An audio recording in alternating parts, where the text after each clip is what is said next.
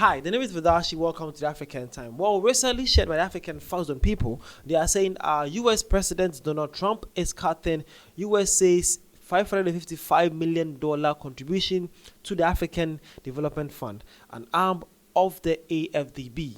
USA is the second largest shareholder in the African Development Bank. Okay, so should I say USA or should I say Trump? Basically, let's say it this way. Let me put it this way, though. So Trump is basically saying, he's saying that he is withdrawing or he's cutting off $555 million investment or whatever, yeah, contribution that he makes to the African Development Fund, hopefully to or aim to help Africa deprived countries or deprived areas to help boost humanity and also save life and then give comfort and shelter to people in need. Yeah, the United States is actually cutting off the contribution to that, and they are saying that they are the second shareholders to this whole information. Well, when I saw this, I thought this was going to be something bad for African people, or South African people were going to be sad about it or going to try. But hey, guess what? Africans were so happy for this news. I never believed that. I never thought like that. We'll see this. This one came and says, "Let them cut everything. If not because our leaders are corrupt, we should have been those funding them." Okay, that is an African though. Again, this one says Africans need to stand on their own. They have enough resources to back up a lot of development projects or Africa Central Bank. Wow, yeah, that's it. Africans were actually not hurt. They were just so happy to hear this. They were saying that this is good news. It's about time Africa start getting up and start getting things work out for ourselves and then, get Africa working. What do you people even mean by US cutting of aid or contribution to us? We should be the one to be providing these kind of things to them because we have the resources, the manpower, the almost everything. We have everything in our lands. Why is it the other way around? So Africans were happy to this. But hey, guess what? African Thousand Shares, they said USA is the second largest shareholder in the African Development Bank, right? Now, let's see the list of the shareholders to the African Development Bank and let's see their contribution to this. Now, so by 2025, recently, it says top shareholders of the African Development Bank.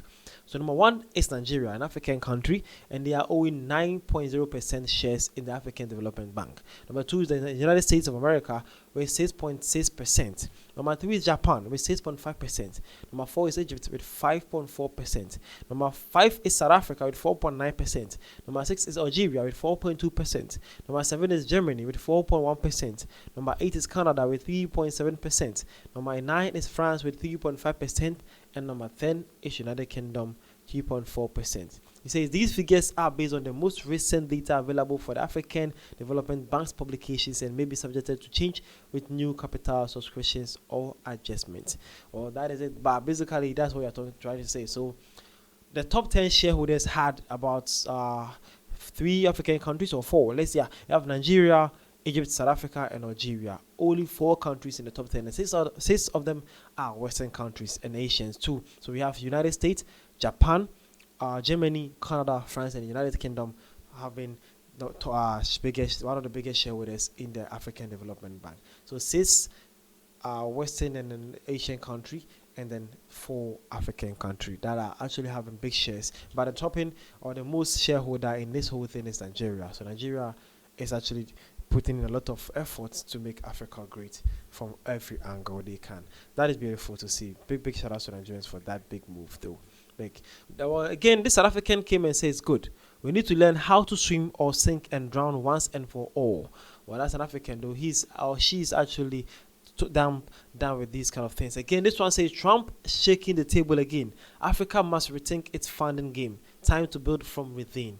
That's good. So you see, like Africans were happy for this to be happening though. Again, this one says we need to buy them out and replace the 6.6% US shareholding with other interests. We need home ground solutions to our problem and start detoxing from the US and the West. It's all good and nothing to worry about. Well, that is it. Hey, man, they say that we actually even need to buy that 6% that the US actually own, and then we need to stop cutting ties with these people. He believed that if Africa starts solving this thing within, then it's all good. And he says, US cutting contribution to African Development Bank, bro, it's all good. We will be fine. Yeah, that's what African do. And lastly, this one says, thank you, Trump, for all you have done since taking office. It's for our benefits. African leaders must learn. As I said, Africans were shocking us or shocking me. They never fielded. They're actually saying happy or thanks to Donald Trump for actually pulling that off for Africans, because they have been earning for this, hoping that the day will come that their leaders will actually be sent out there for loans and they will be sacked, because they believe that it's about time they think outside the box and then create different avenue or ways for Africa to be great again. The name is Vatashi. This African Time, something from African people and from African people too. See you guys around.